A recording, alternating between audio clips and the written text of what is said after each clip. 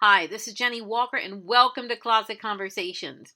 Today I want to talk about sourcing at the Nordstrom's Last Chance store. I went to my very first Last Chance in Phoenix, Arizona during the Posh Fest 2019 event that took place there.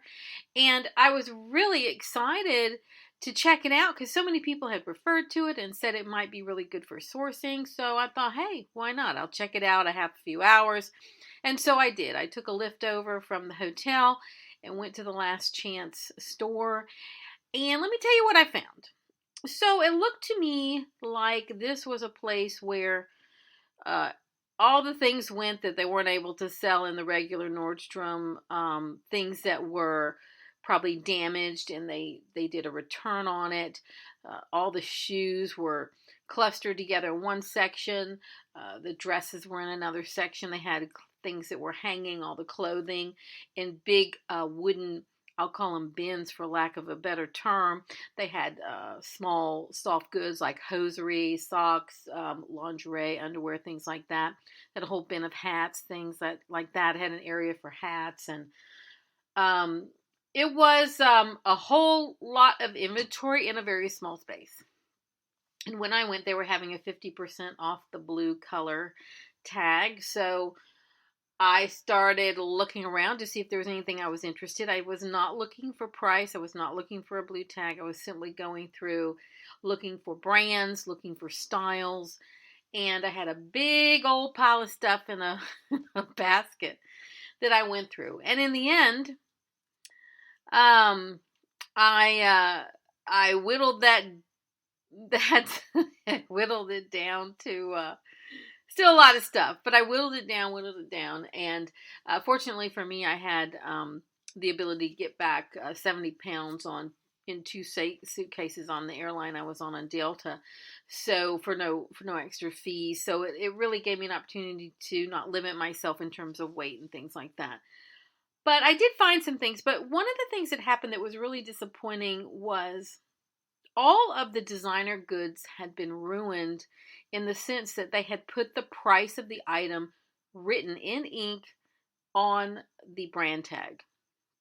And so there's no way you can do anything like with it as a reseller and with that written in there. And so I actually had seen a Valentino I guess trilby style hat. It had a black leather band with the rock stud design all around it. And it fit me, and I really wanted to buy it. I wanted to buy it for myself with potentially to resell later. But it had the price $205 or $215 written right on the label, the beautiful red and black Valentino label that was inside the hat. And it's the kind of label that's almost like stitched in, so there's no way I could even take it off and put on another one. And I thought to myself, now, they've ruined the hat. And I'm not going to be able to resell this hat with a price on the inside. I mean, I am sure that they do that so that you don't take it back to a regular Nordstrom. And what I noticed is that they had only done it on the designer items. So I found things by Topshop. None of those labels had been ruined the way, and no prices were written in them the way they were with all of the designer things like Valentino, Red Valentino, whatever that I saw, Dolce & Gabbana, it all had the price written in it. And it was such a big disappointment because that means I'm not going to be able to resell it. And so much of selling designer goods is having those brand tags inside, having the information that shows the fabric content and where it's made, because it helps you in terms of authenticity. Is, when you see a Dolce & Gabbana top and then inside you see, made in Italy with the fabric content and things like that, it really helps you. Oh, and a hologram too in the case of newer Dolce & Gabbana. Really helps you feel comfortable that this is authentic, and so you really don't have any way to sell the item without the brand tag in the neck or wherever it is it's going to be. And what a disappointment and what a waste. And sure, they're concerned that someone's going to take it back to a regular Nordstrom and try to get something over on them. But to me, to ruin the clothes like that is a real shame, because that limits you to wanting to buy it for your own personal use. And even for my own personal use, I don't want a price written in the tag. I mean, I'm that consumer that would be turned off by that. And so, super disappointing. I would have bought that hat in 2 seconds. But I just couldn't do it. A lot of things were ruined. They were damaged. And, for $500, $600, $700 on some sort of bag with a broken clasp or something, there's too many other outlets these days to get pre-owned merchandise that you'd have to buy something damaged like that for such a high price. So I was really disappointed in that, just because there were things I would have bought. And so I didn't buy the hat that I wanted to buy because of that. I didn't buy the blouse I wanted to buy because they had ruined the label. And so I was limited to what I was able to buy in there as a reseller. So I ended up buying some Todd's black velvet booties. They were a part of the clearance sale, so they had been marked down to like $20.50. So they were all like $10 a piece for the pair. And I only bought a few pair because all of the what I'd call regular sizes were sold out except one pair. So everything was a size 5, 5.5. And what I don't need is 50 pair of Tom's booties, size 5, sitting in a bin somewhere, because that's hard size to move. So I bought 4 pair, 3 size 5 or 5.5, and 1 size 9.5 for $10 a piece. I bought some Topshop things, really super, super cute Kelly green, like trucker jackets, and I bought one that was looked like a rainbow striped one. It was super cute. I bought a frame blouse that had lace up, like leg of mutton sleeves where it's all laced up on the sides. So I bought that. And I bought a trench coat for $19. It was super cute by just one of those trendy brands.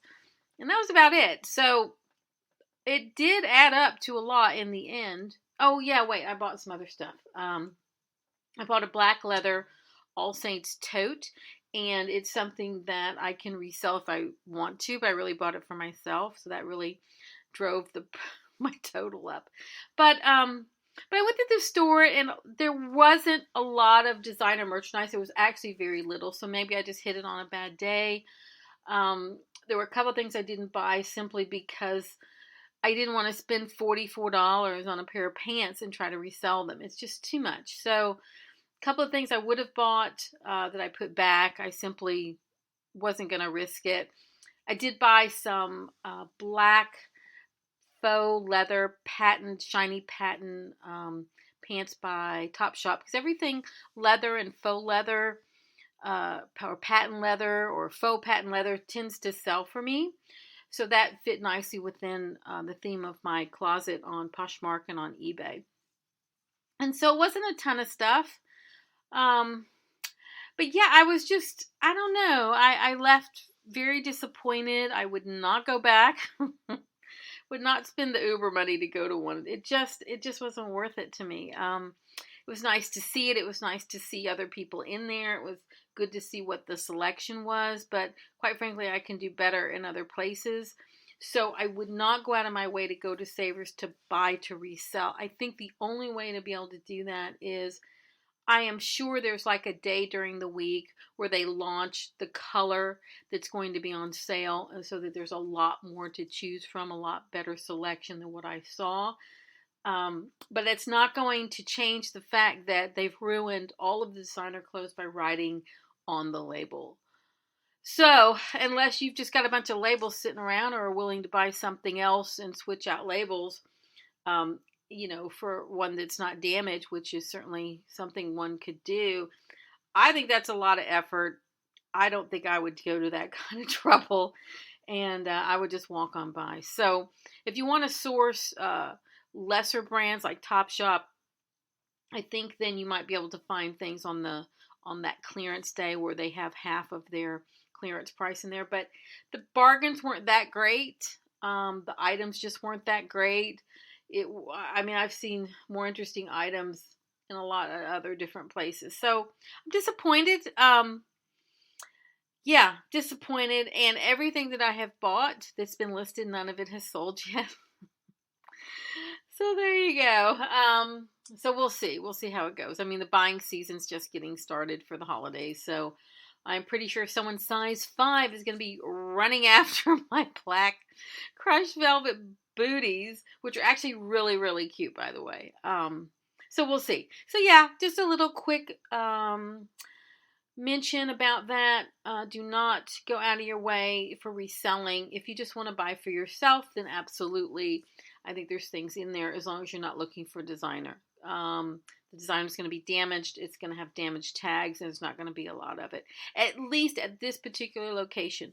I am sure that other last chances around the country have a different merchandise mix, and perhaps they have more designers in different parts of the country. So I can only speak to the one in Phoenix.